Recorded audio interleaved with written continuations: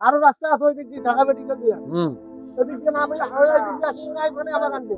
আমি ওই দিক দিয়ে যাবো, আমি এই দিক দিয়ে আনবো। এখন ধরেন কেন ওদেরকে ধরো।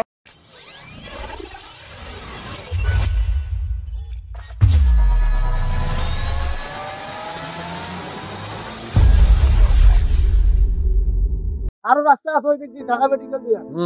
ওদিক দিয়ে না আমি ওই দিক দিয়ে আসি না এখানে আমার আনবে।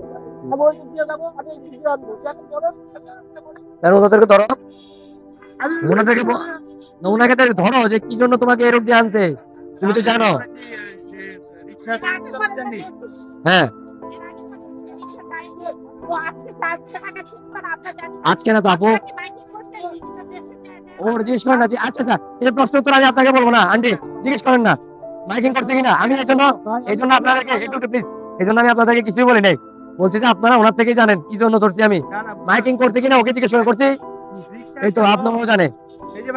আমি কবে থেকে ধরি, কবে থেকে রিক্সা ধরা হয় এখানে ধরে নেই, ধরে তো সবই জানে আন্টি।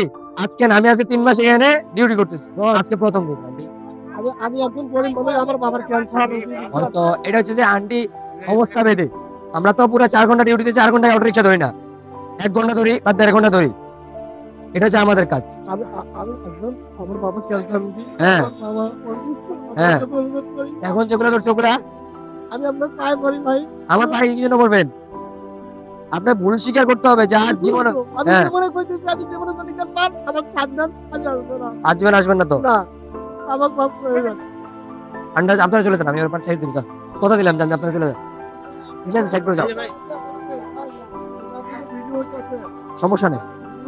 আমার এই জায়গায় ফুটেজ আছে, যাও তুমি রিক্সাটা সাইড করে। বাবা এই কালে আপনি আমার এই দিক দিয়ে ধরে এসে আমাকে 100 টাকা দিয়ে ভাগ এই এই এভাবে প্রতিদিন মূল সড়কে ব্যাটারি চালিত রিক্সাদেরকে সচেতন করানো হয় এবং সচেতনতামূলক কিছু শাস্তির ব্যবস্থা করা হয়।